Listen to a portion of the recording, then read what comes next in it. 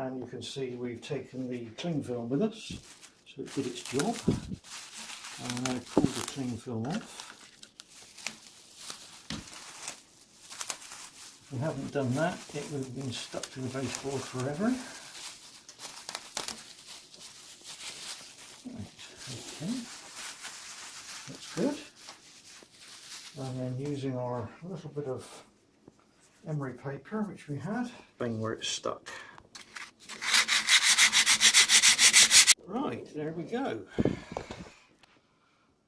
Right, the next stage then is we have to add the coverings now, like we did on the inside with the struts and the rivet plates. We now have to do exactly the same to the outside. I suggest it'd be a good idea to put the brakes back in on top. It just keeps it firm. So we're going to be working on each side in a moment. We certainly don't want to be bending it, making it collapse. So again, general idea, last a couple of pens just linked around, as you can see, with the elastic band.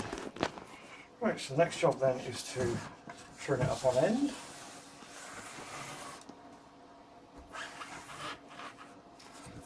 Now the area we're going to be working is on this surface here. So which way round you have it is up to you. I personally prefer to work it the other way round, so I'll just turn it round. So we've now turned it round. The parts we need to find are the parts that go along this area, over there, and then the uprights again. So we're just going to find those. Right, so we're ready to do some overlays on the outside, but before we start, we need a bit of emery. In my case, a 60 or 80 grit, and just need to gently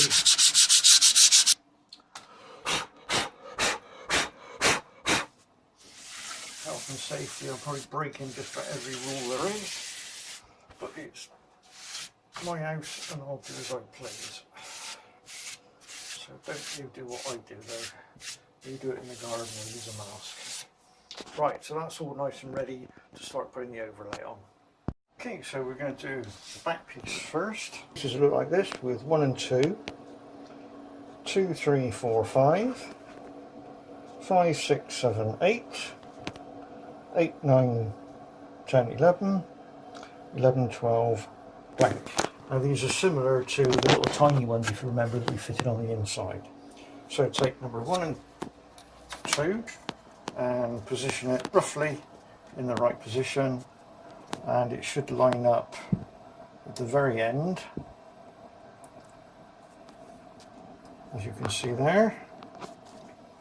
And then take the next one, which is 2, 3, 4 and 5. Again, just place it in there. Doesn't got to be too precise at the moment. And then 5.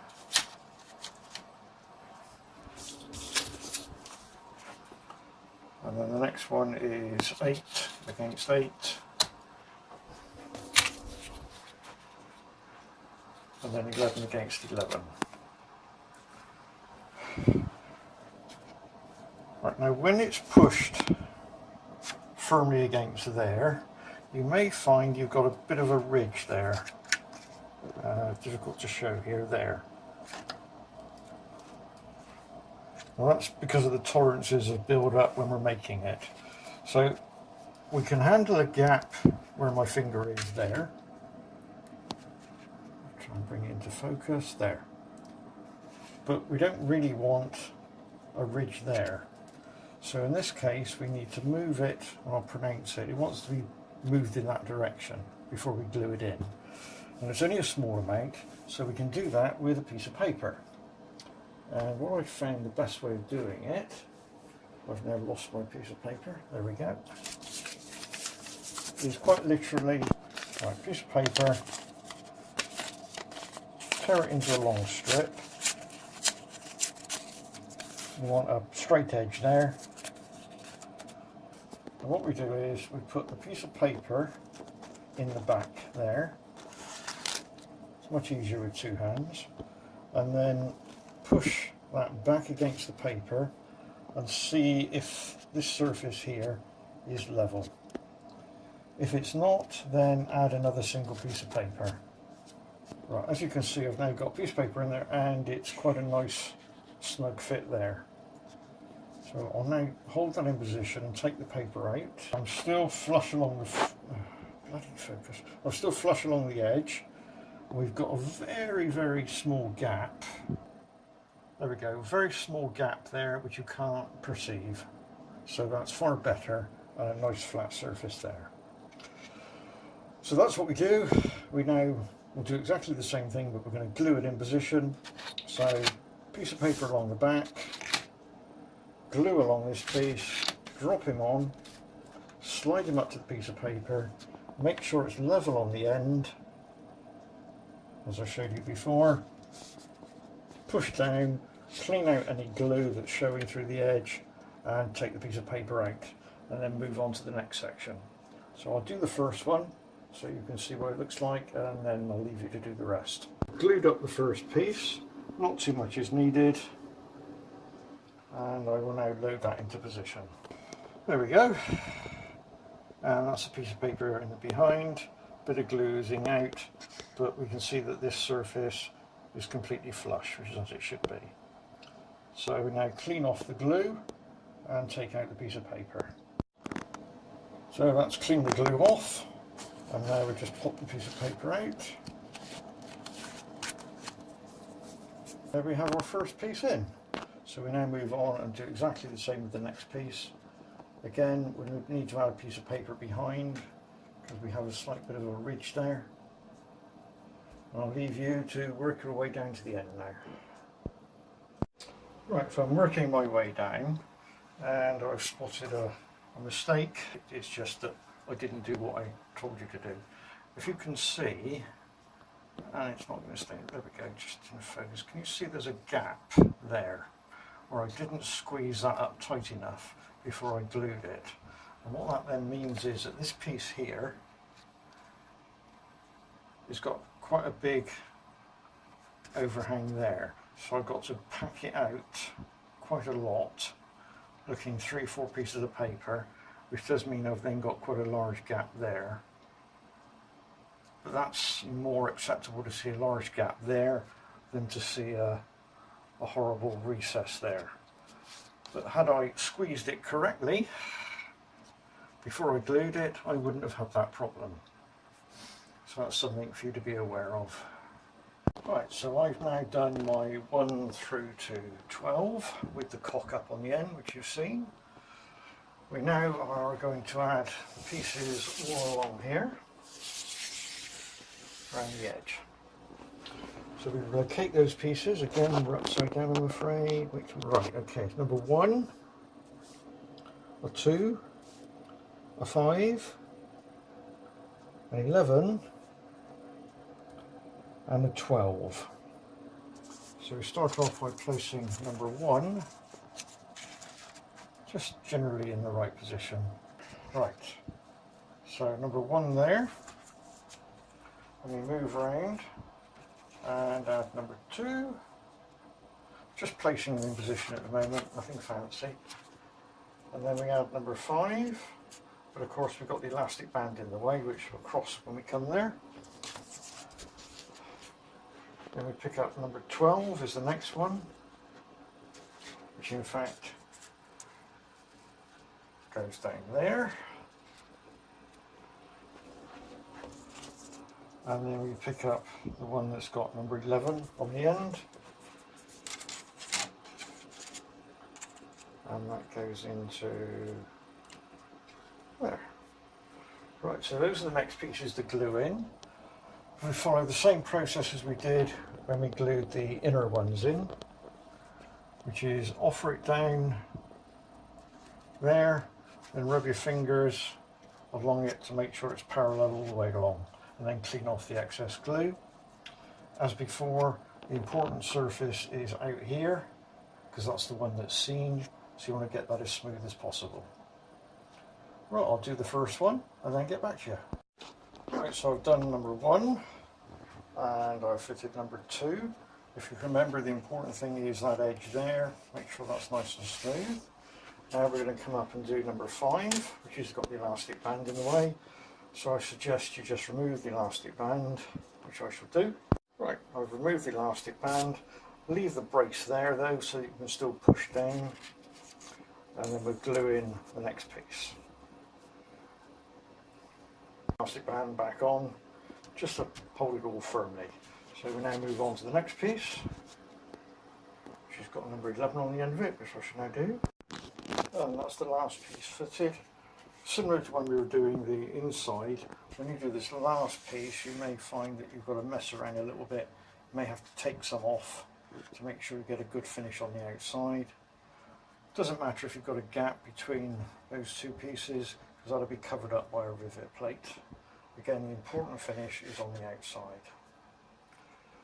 Right, so now we have to fit the uprights, again as we did on the inside, but on the outside.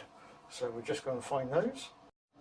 Okay, so you need to locate these 12 parts. Again, they're all numbered, upside down unfortunately, because that's the way they're going to be fitted. So let's take number 1. Again, you should remember from doing the inner one. So take 1, we do a trial fit.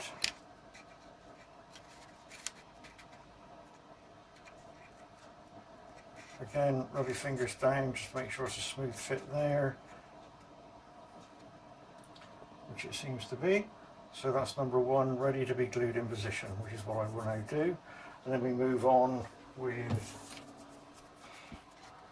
number 2, it's got a 2 on the bottom, and so on all the way through up to and including number 12. So I'll just go ahead and do that, and if you'd like to do the same. I've now fitted all my struts 1 through to 12, and the next things we have to fit now are the parts that cover up each of these joins, which we did before on the inside. So we have to locate these parts, which I already have done. On one side it will have the rivet detail, on the other side will be written its part number.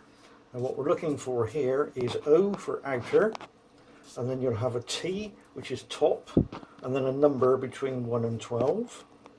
And the other ones again will have an O for outer, a B for bottom, and then from a B1 to a B12. So for example, let's start with, I don't know, let's say top 1. So you find top 1. Now we go to position 1. This is the top. Top 1 locates and is glued in position there. And if we then wanted to do bottom 1, so we find outer B1, and we go to the bottom position there, which is 1, and again we drop him on, line him up, and that's where he's glued in position. And we do that, and we work our way across the top and the bottom until we finish up with 12, which I will now do. And if you'd like to do the same, and then we'll move on to the next section. Tops and all the bottoms, hopefully you've done the same. Now I need to find these 2, or should I say 4 little pieces. Again, same idea as what we did on the inside there. We take one of the blank ones, and then that is glued into that position there,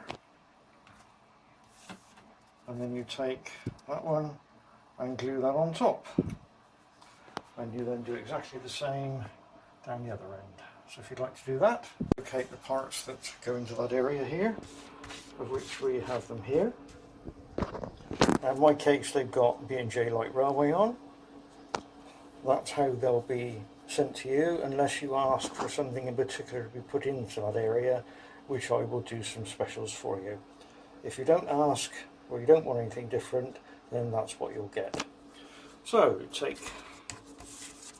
one of these, and if you used some packing between the back and there, you'll need obviously some packing again for here. Now I know that I use 3 pieces of paper, so I'll just slip 3 pieces in, and then that will in fact be glued into position there, making sure that it's flush there and there. And then we do the same at the other end. So if you'd like to go ahead and do that with the end plates added. So that's now finished that side. And as you enjoyed that so much, if you'd like to rewind the tape, gosh, that's showing my age, isn't it? Rewind the video and do all exactly the same on the other outside. So off you go, I will do the same. So when we come back, we'll have nearly finished it. So now we've nearly finished the bridge, we have to fit the end caps. Go over the ends here. Now to make this a bit easier, if you stand the bridge on end and just lean up against the cupboard. So the parts we have to locate, which is all you should have left now, is an end cover A, B and a B, and you should have 2 sets of those. So again, we want to put this together so that we don't see the writing. So pick up end cover A. There we go. So we've got end cover A, we turn it over and then we locate it. It will go. It just drops in and picks up all on the little indents that's already there. Then we pick up B, turn it over so we don't see the writing, and like a jigsaw engage it in, across there, and it will fit around that particular aluminium extrusion. Then pick up the final one and the cover B, turn it over, and clip it in all the way along. That's the end cover in position. So now you go around with your super glue, the thin stuff again, and go over all the various joints that I'm pointing to. Out of focus again, where the wood joins the wood. There, there, there, and around there. Right, I've now run my super glue along the various edges.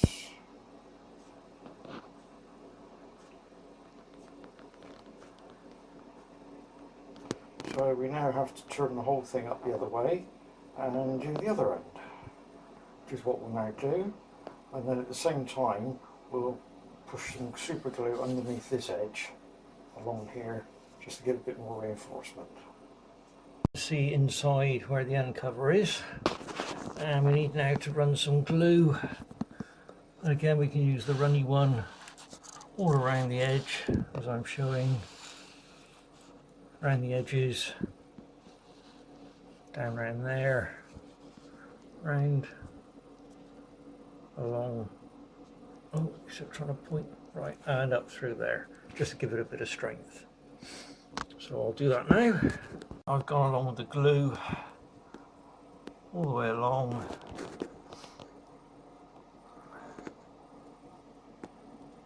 And I've used the runny super glue for this one. See 2 holes there. We'll come to those in a moment. That's used for locking in should you want to build another one of these and add them together. There'll be 2 holes over there as well, but I'll explain that when we finally finish the whole thing. So now we have to go up and fit the ends now to this end here, which are identical to what we did before. Right, now an explanation of the holes we have. It doesn't show up too well. Let's try and get a bit more light on it. So, there we go, that's better. Right, we have 2 holes, as you can see there, and there's also another 2 holes on the inside up under there. Now what that's for is I can supply, if required, these strips with tiny Allen screws in, and they slide in, if you can see what I'm doing. Right, so these pieces slide in, and then through those holes you have access to the 2 screws. And by doing the screws up tight, it forces this piece away and from the aluminium extrusion and makes it a good solid joint.